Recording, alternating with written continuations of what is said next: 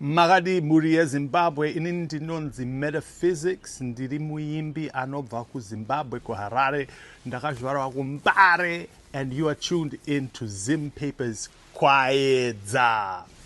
Saka ndodambokuudzai nezveproject yangu yandamutsa inonzi Forbidden Fruit.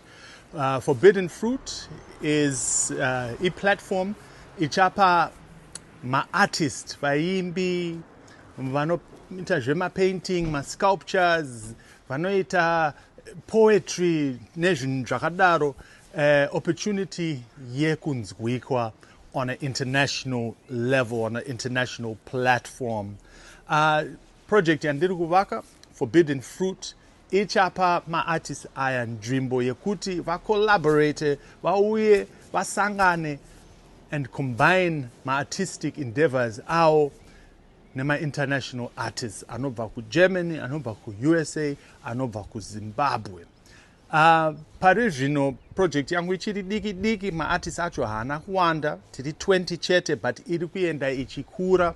Tiri kusenzesa ma-platform kunge anove pa-social media, pa-WhatsApp, pa-Facebook, TikTok, zvese tiri kungosenzesa izvozvo kuti tinzwikwe. Recently ndakavhoterwa nekanzuru nameya weWuppertal city, nzvimbo yekuno kuGermany, kuti ndiite cultural ambassador for the city of Wuppertal, and yave basa rangu yekuvaka ma-cultural bridges anoconnecta, anosanganisa Zimbabwe neGermany. And pekutangira pangu ndepano ipapo neForbidden Fruit, and ndiri kudeedza ma-artist ese ada contributor. Sanganai, connectai, huyai, tivake a new artistic project inoonekwa by the whole world. Handiri kuedza neshona yangu, I hope mandinzwa,